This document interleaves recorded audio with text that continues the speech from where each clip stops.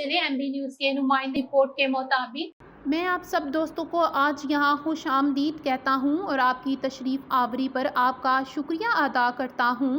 میں آپ کی توجہ ایک اہم قومی مسئلے کی طرف متوجہ کروانا چاہتا ہوں۔ یہ معاملہ انتظامی نوعیت کا تو ہے ہی، لیکن اس کا تعلق ہمارے دین سے ہے۔ اس مسئلے کے حل کے لیے ہمیں آپ کا تعاون درکار ہے۔ امید ہے کہ آپ سب حضرات اس نیک کام میں اپنے حصہ ڈالیں گے۔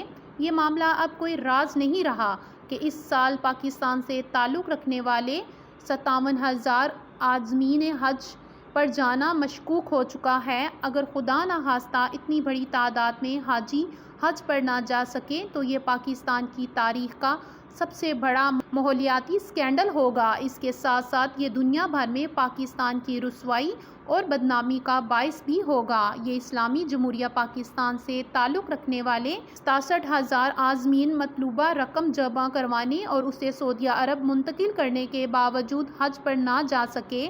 یہ معاملہ یہیں نہیں رکے گا بلکہ اس کے ذمہ داران روز قیامت بھی جوابدہ ہوں گے۔ یہاں میں آپ کو یہ بتانا ضروری سمجھتا ہوں کہ ہر سال پاکستانی عازمین حج کی آدھی تعداد پرائیویٹ حج گروپ آرگنائزیشن کے ذریعے حج پر جاتی ہے اور یہ سلسلہ پچھلے 21 سال سے کامیابی سے جاری ہے۔ اس مرتبہ پہلی بار ایسا ہوا ہے کہ حج گروپ آرگنائزرز نے عازمین حج سے اکٹھے کیے جانے والے تقریباً 1 ارب روپے حکومت پاکستان کے ذریعے سعودی عرب کے متعلق اداروں کے بینکوں میں منتقل کر دیے ہیں، لیکن اس کے باوجود ان آرگنائزرز کو عازمین حج روانہ کرنے کی اجازت دینے کے لیے لیت و لال سے کام لیا جا رہا ہے۔ حج گروپ آرگنائزیشن نے اپنے گروپوں کے عازمین کے لیے رہائشی عمارتیں حاصل کرنے کے لیے سعودی ہوٹل بلڈنگ مالکان کو ان عمارتوں کے کرائے کی رقم جمع کروا دی ہے۔ اس کے علاوہ ایئر لائن سے بھی بکنگ کروا لی گئی ہے۔ ہم یہ بھی مطالبہ کرتے ہیں کہ جو کہ 10,000 حجاج کا اضافی کو نہ ملا ہے، ہم یہ سمجھتے ہیں کہ اس کی تقسیم منصفانہ نہیں ہوئی، لہٰذا اس کو فوری روکا جائے، باقاعدہ تحقیق